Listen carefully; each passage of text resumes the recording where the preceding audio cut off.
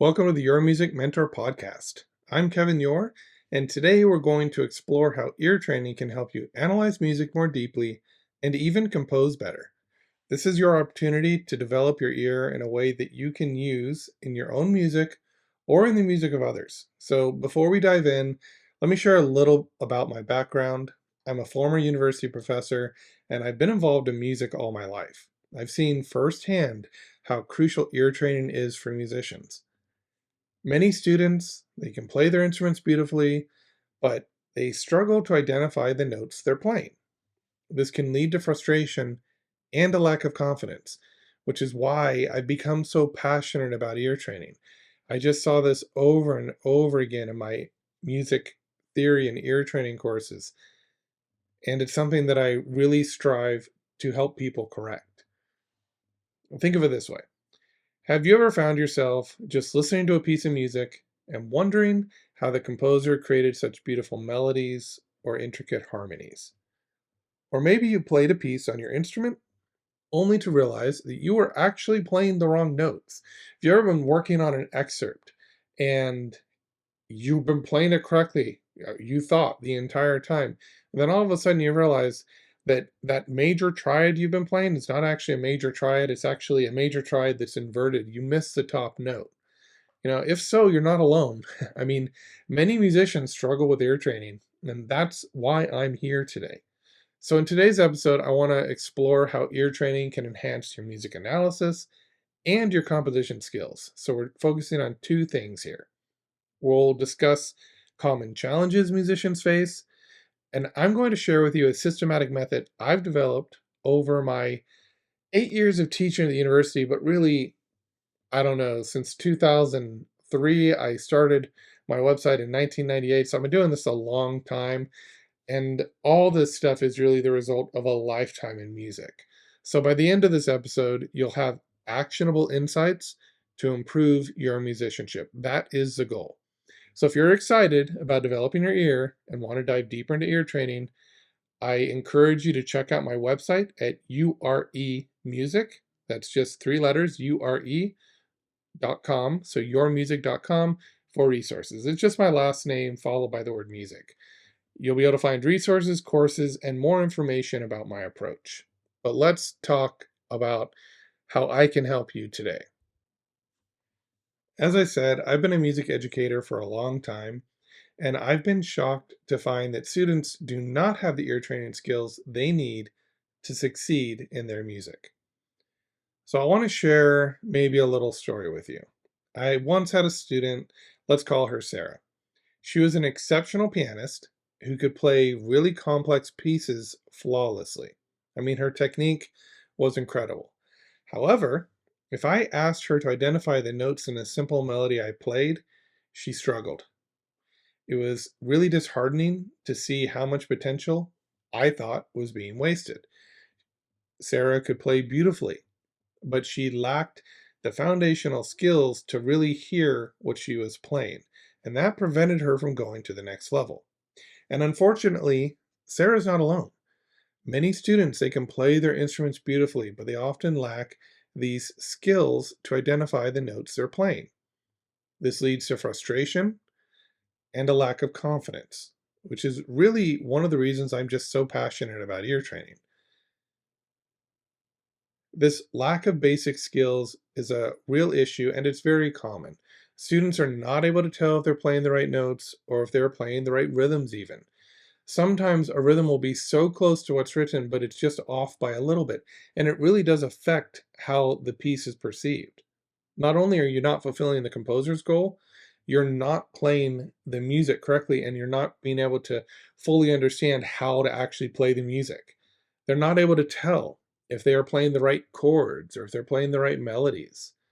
This lack of foundational skills leads to frustration, and I've seen it time and time again. It later leads to a lack of confidence. I've seen music majors come in first semester excited. They love the ear training. They love theory.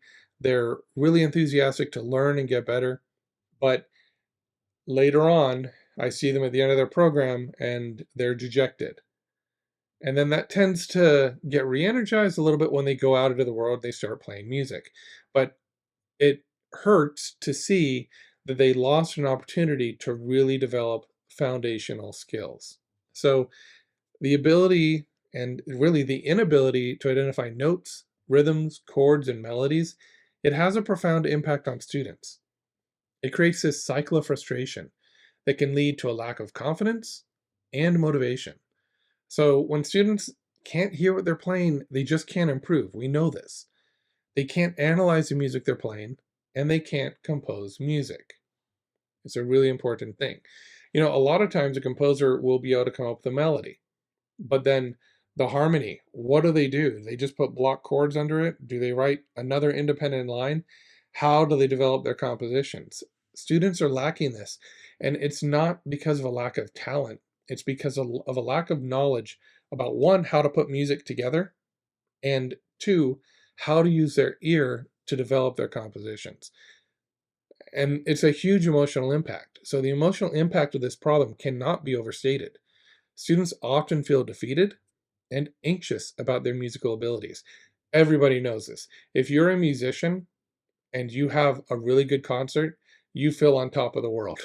If you go into a lesson and you're not able to play something you worked on all week and you had nailed it, you thought you were ready, you go into that lesson and you don't play it perfectly, you're dejected, you feel defeated, and you become anxious about your abilities.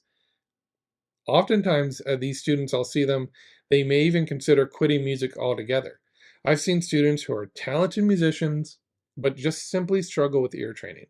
They can play their instruments beautifully, but they can't identify the notes they're playing. So, this is especially frustrating when trying to learn new music. So, I think you're starting to see why ear training is so important. It's the foundation of musicianship. Without it, students are like ships lost at sea. They're unable to navigate the waters of music. They're truly just adrift. And ear training can provide that compass that allows them to chart their course. I think it's important for people to understand, and especially musicians and composers, that the need for change is urgent. If we want our students to succeed, we must focus on ear training and honestly, to a lesser extent, music theory, because if you teach ear training in a way where it also teaches music theory, then you're teaching everything all at once and it's in a very musical way.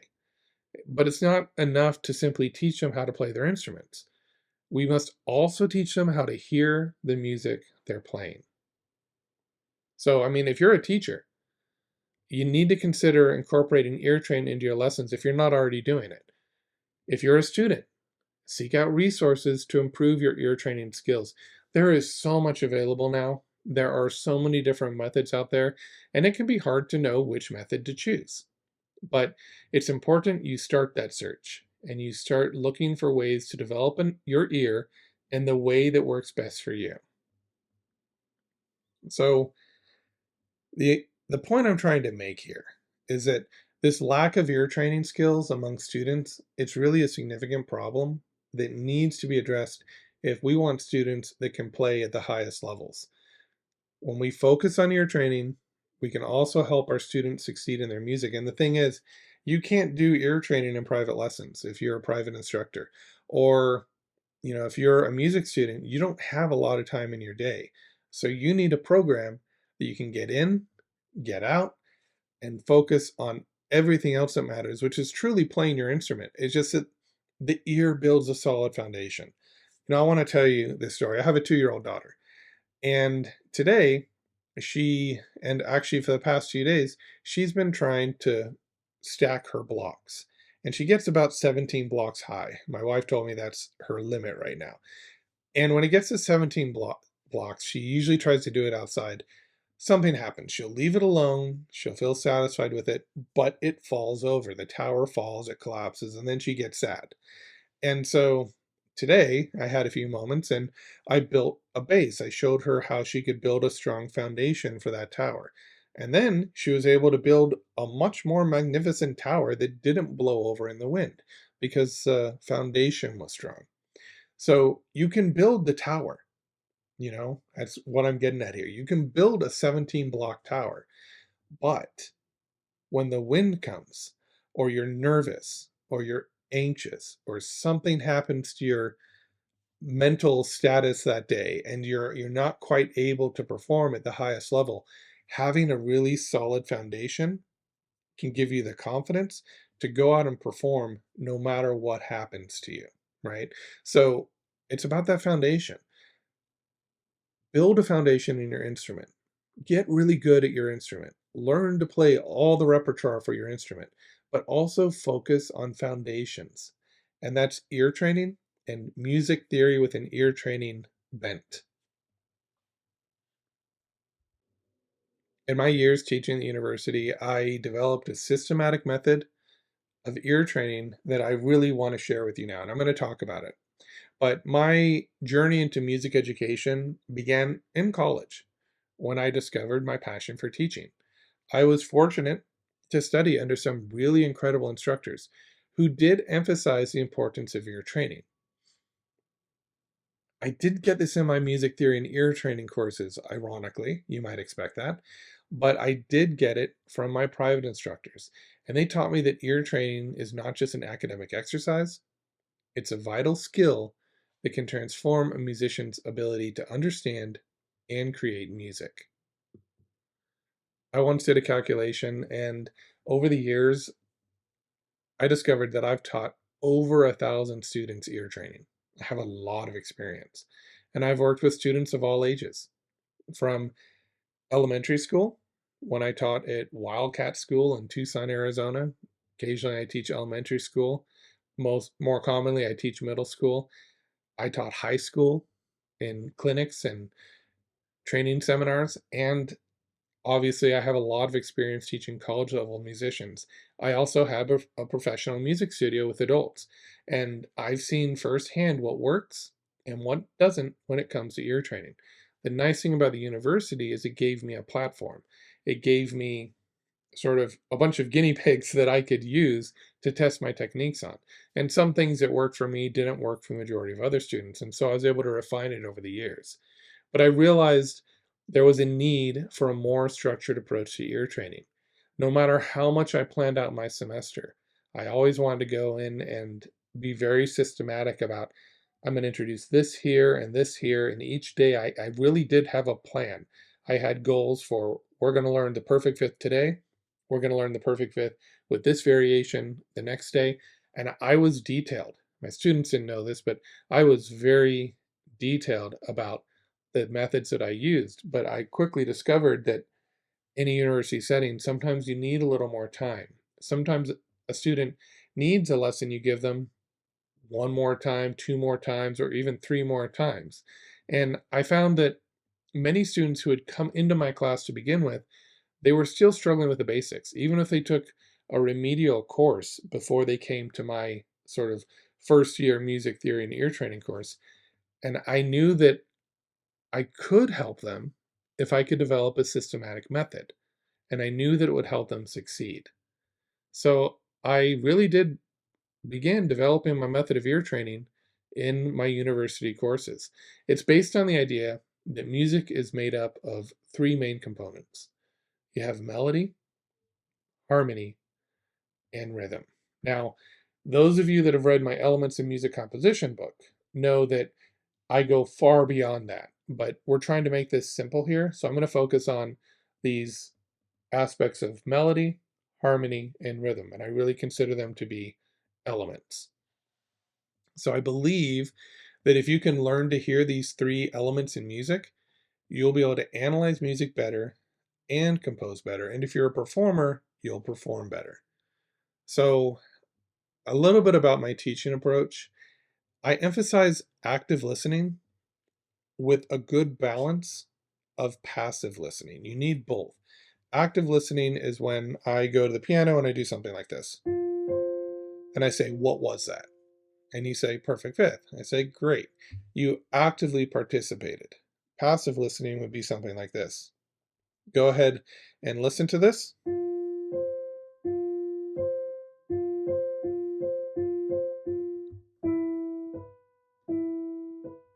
And I'll play a series of techniques like that, and you'll just be able to passively listen to them, knowing that they're all perfect fits.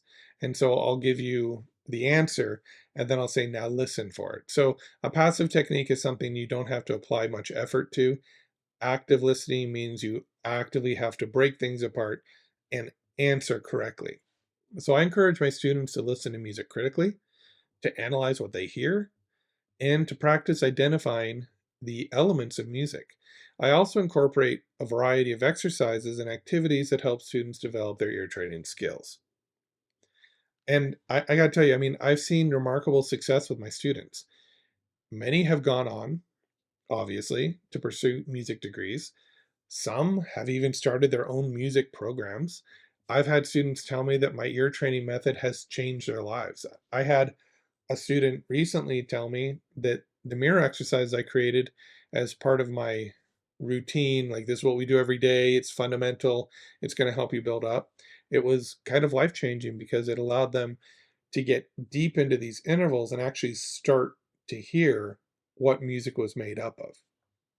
So, the importance of having a guide cannot be overstated. A lot of us, we always go to take lessons on our instrument, but we don't think maybe we should get a guide for our ear and for music theory.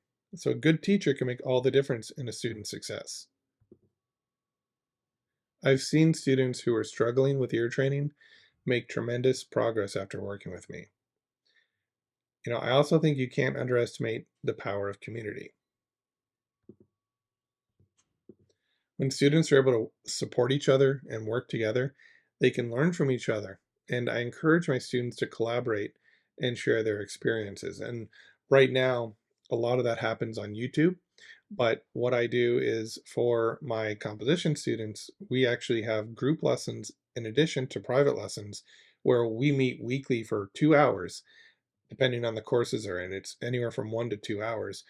And they get to see other composers who are working on similar issues to them, and they also get to learn from more advanced composers who have kind of gone past that and they're on a different level.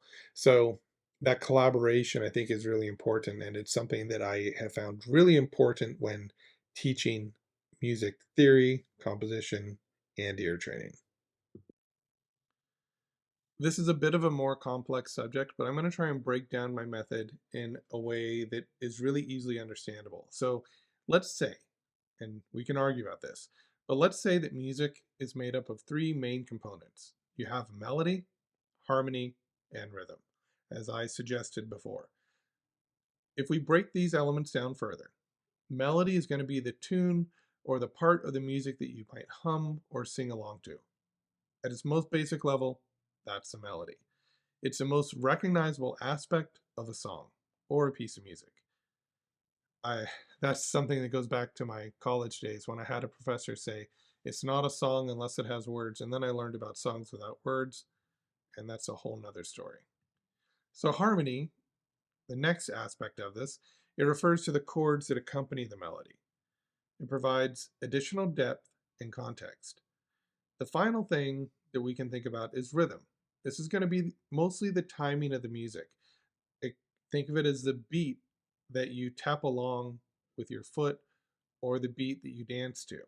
But rhythm obviously is more complex than that because in between the beats, that's where we actually get the rhythm and the subdivisions that push music forward. Okay, so each of these elements, they play a vital role in music. Melody captures our attention. It's a thing that we can most easily sing back. Nobody sings a harmony unless it's a really great bass line, right? Harmony enriches the sound, and rhythm provides the structure. So when we put these together, we end up creating the music we love. So let's go ahead and start with this idea of melody. One effective exercise is to play a simple melody on an instrument and have students sing it back. Now, this is a very basic exercise, but I actually start this very early on and I continue it well into my most advanced ear training courses. This helps students to internalize the notes. Internalizing notes is really important. It's this concept of audiation where you hear internally what has been played externally. That's one way to think of audiation. And audiation is a little more complex than that, but basically think of it as I can play music in my head. So you can use familiar songs to practice identifying melodies. That's what a lot of people do. They'll say, "Here comes the bride." Okay, that's the perfect fourth. Or "My Bonnie Lies Over the Ocean" is a major six. So they'll try and use the beginnings of songs to identify intervals. But that's not what I'm talking about here. I actively encourage you to avoid that. What I'm referring to is you play a few notes from a well-known song and ask students to identify it. So this not only reinforces their listening skills, but also makes the learning process more engaging and enjoyable. But I take it a step further in my course where I actually create blocks of sounds. And I'll say you have block 1, 2, 3, and 4. And then I will have students put those blocks together in the order that I play them. So it's using this memory recall and this ability to kind of recall musical motives and melodies. Motives are kind of smaller ideas. Melodies are usually made up of motives. A motive, I used to be told, was the smallest complete musical idea. And it's a little more complicated than that because a motive is not really a complete idea in a lot of cases, but it's a small fragment that is easily recognizable. It has unique features, and that's a whole different topic as well. But when you do this, it reinforces their listening skills. And so it just anything you can do to make it more enjoyable is really important. So melody is really important. You start with melody, and then through it, you can also teach interval relationships. And once students start to understand interval relationships and they can quickly identify a perfect fifth or a perfect fourth instantly without having to refer to a song, then we can start adding harmony, which is sort of the next thing we're talking about. So a great way to develop harmonic ear training is through chord recognition. You start with simple triads and progress to more complex chords. You know, often we'll start with the major and minor chords, then we'll introduce diminished and augmented, then we'll go on to seventh chords, and then we'll start using other chords like a sus4 or something like that. So the traditional method is to play a chord and ask students to identify it by ear. But that, again, going back to this foundational idea, it doesn't build a foundation. It just gets them pretty good, but not great, at recognizing major and minor triads. So what I do in my courses is I make sure they learn to break these chords apart. They learn to understand the elements of the elements, right? So if you have an element of, let's say, a major triad, it's something you hear in music. Can you then break that major triad apart and hear what it's made up of? And then once you break that major triad apart into what we call root, third, fifth, can you go further? Can you hear inside each note and recognize what's different about the C in relation to the E and the E in relation to the G? This is a kind of deep listening and learning that we miss in ear training. And this is why I incorporate it into my courses so that we really emphasize these ideas. So one thing you can do is you can play a chord and ask students to identify it. I talked about that. But you can also use popular songs to demonstrate how harmony enhances a melody. So this is something you can do for younger students. You play a simple chord progression. You say, you see how that chord progression helps the melody feel like it needs to push forward, it needs to go towards completion. The harmony, working with the rhythm, working with the melody, do that. And so you got to teach students how all these components, all these elements work together. This is what's going to help the student understand the relationship between melody and harmony, making them more effective musicians overall. The final thing we should talk about is rhythm. So rhythm can be taught through clapping exercises. When I taught middle school, I was thrown into a classroom and they told me that it was going to be an interview. I had already done one phone interview, and they said, "Well, come down on Monday and we can talk more about the job." And I said, "Great." So I come in Monday morning, and they say, "Okay, your classroom's upstairs." And I'm like, "What?" I thought I was here for an interview. And like, "Well, I mean, yes, but we need you to teach." And so I said, "Okay, great. I want a job." So I went upstairs with absolutely no preparation, And this was my very first time ever teaching as the sole teacher, the primary teacher in a room. I was the only one there. And these students had all the desks turned over and they were throwing projectiles at each other. I've actually told this story in interviews at college admissions as well, like when I was applying for university professor positions. And the only way I could get them engaged was to quickly come up with musical exercises. One of them that I did, and ended up being something they really enjoyed. I'd start a metronome, and then I'd silence the metronome. And what we do is we'd sit them in a big circle, and they would just start clapping the beat. One student, second, third. It was like a game of telephone, but they're all hearing the person before them, and they all have to clap in a circle. And we did this until somebody made a mistake, which now maybe you wouldn't want to do because that puts too much pressure on one individual student. But what we would learn, and they loved this exercise, they loved this game, was how they would change the tempo because I would turn the volume on the metronome back up and they'd get to see how far off they were. And they wanted to get back on tempo. And so we practiced this game. And I always, if somebody made a mistake, I always said, don't worry about it. The mistakes are going to happen. I would make a mistake doing this. You always have to emphasize that making a mistake is part of the learning. And I think that if you can teach students that, hey, it's okay to make mistakes. I make mistakes too. We're all going to make mistakes. We're here to learn and get better. We're here to minimize our mistakes, not become perfect. If you can teach that, then I think you can do exercises like this and the students still feel like they're learning something and not being sort of singled out. So we played this game and it really helped them develop a very good sense of timing. So a more interesting version of that, but I had nothing. I didn't have a CD player. I didn't have an iPod. This is back actually before I even had a cell phone. I didn't have anything that I could use to play music or do anything. There weren't even instruments in the classroom. There were books and cafeteria style tables, and apparently lots of erasers and pencils that have been broken in half and turned into projectiles. So, you know, I worked with what I had. And so I was a metronome at first, and I clapped the beat, and then I said, we're going to see if we can keep this tempo. And so I had to really concentrate.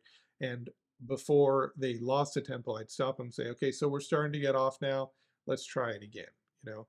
But you can use a metronome if you have one.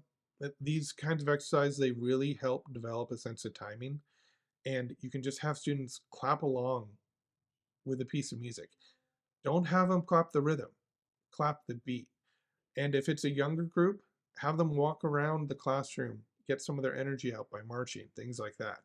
So this helps students internalize the rhythm of the music and improve their overall musicianship. And it's not something that I believe really needs to be taught in an advanced ear training course, but I do think that rhythm is taught in a good ear training course through the melodies they have to dictate. And then it's helpful to, if you're in kind of a college course, to have them also have a book of rhythms that they have to master. So rhythm's really important because when you understand how these three things work together, you can play more effectively. All right, so now that you've introduced these components and the students kind of have a good grasp of everything, it's time to integrate them. So play a piece of music and ask students to identify the melody, harmony, and rhythm at the same time. So how do you do this? If you're dealing with younger students, the harmony is going to be harder because they're not going to be able to hear one going to four, going to five. But you can start by saying, okay, clap the beat and sing the melody on top of that. And then when you're done, you can say, okay, now what we're going to do is clap the beat and tell me how the bass is moving. 1, 4, 5, 1. Okay, so now in order to get there, you have to take a lot of time teaching basic intervals. And of course, this works best with root position chords when they're inverted. Now they have to be able to hear inversions of chords. And so you have to do this in a way where you slowly introduce each concept and give them tons of experience with individual aspects of hearing intervals, chords, and things of that nature. So with a younger group, maybe you just have them clap the rhythm. With a little more advanced group, maybe you can do the rhythm and the melody. As your courses get older, if you're teaching multiple levels, like what I had to do, then the more advanced students, you'd say, okay, good, you got the melody and the rhythm. That was pretty easy. What was a chord progression? And so this is where they actually have to start notating stuff. And you start that early. You start having them notate melodies real early on. So there's all these techniques, and you have to provide them to students in a very systematic way that is easy to follow. The point here is that you really want to apply these skills in a practical way, but you also want to kind of separate them from the music a little bit so that you can work on individual blocks of information, like learn what a 1-4 progression sounds like, learn what 1-5 sounds like. Okay, now learn what 1-4-5 sounds like. Now, did I play 1-5 or 1-4? So now you're starting to get them to think about how these chords work together. So we want to encourage our students to analyze their favorite songs, have them identify the melody, harmony, and rhythm. This just helps them with their ear training skills while also make the learning process more relevant and more enjoyable. So my ear training method is pretty advanced. It's pretty detailed. It's step by step. I really tried to make it so that it doesn't skip any steps, and it's actually still in progress, but the first 4 units are available. And to give you an idea, there are 16 units in this course when it's going to be finished. The first 4 units, the first unit is about 30 lessons, 2 and 3 are 15 each, so that's 60, and unit 4 is about 15. So that's 75 lessons in just the first 4 units. And in the first 4 units, what are we dealing with? We're dealing with basic intervals, the fourth and the fifth. We're dealing with major triads only, actually. It's not until the 4th unit where we start to introduce other triads, and officially we don't introduce them until later. We do dictations where we focus on hearing intervals of a fifth or a fourth and seconds. And we're working on these core components. We're also starting to hear from a very early stage inversions, because inversions use a perfect fourth in them. So it's this really well thought out course that I couldn't have done if I didn't teach a university, because the university allowed me to practice, to refine, to take notes, to record sessions, play them back later, find out how I can make those better, critique myself, and just constantly keep improving. And now you have a course that I would honestly say has taken me my whole lifetime to create.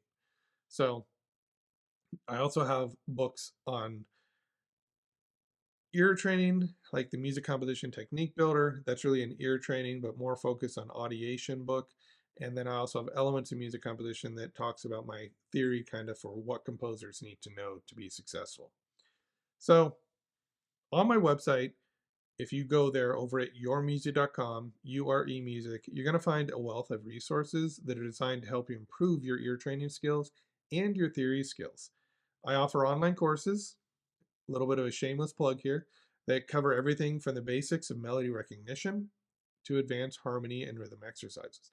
So, I was doing this live seminar on YouTube, and I realized at the end, people started asking me where they could find my resources, and I hadn't really told them. So now I'm letting you know where you can buy them or where you can find them.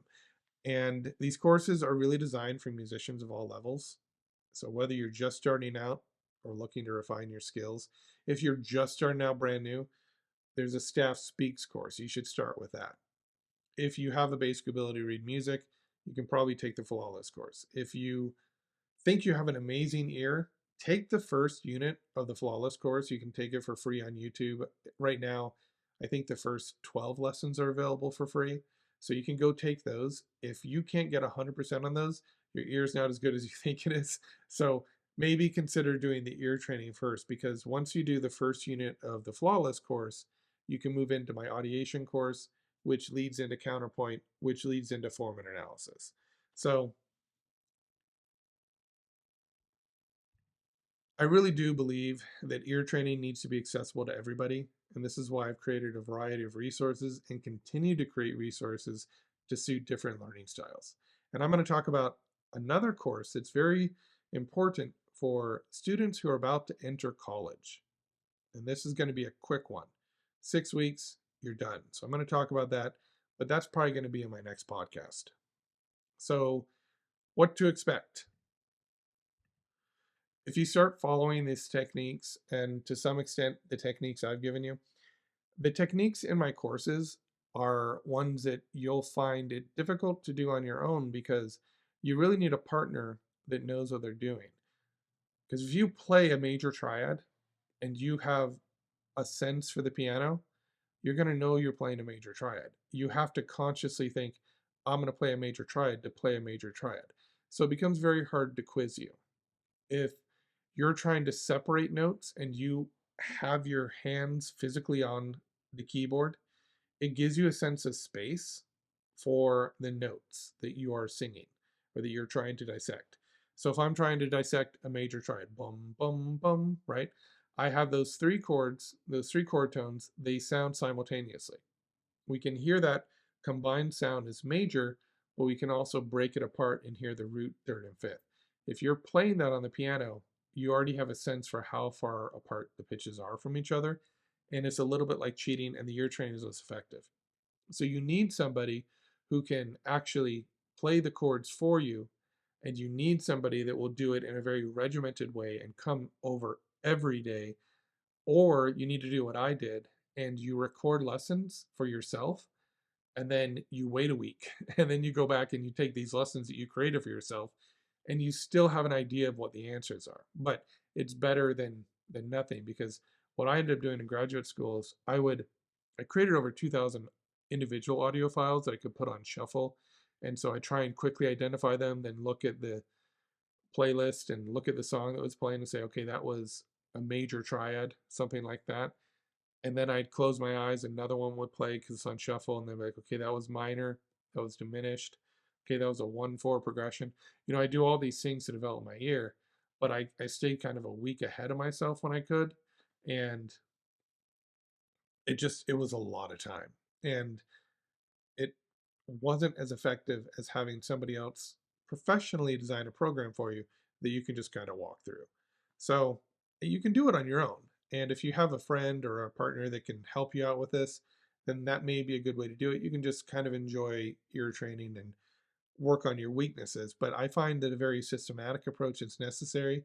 And at some point, the reason I'm talking so much about this is I would like to write a book that kind of explains my philosophy, so that if you'd like to create your own program, you can do that.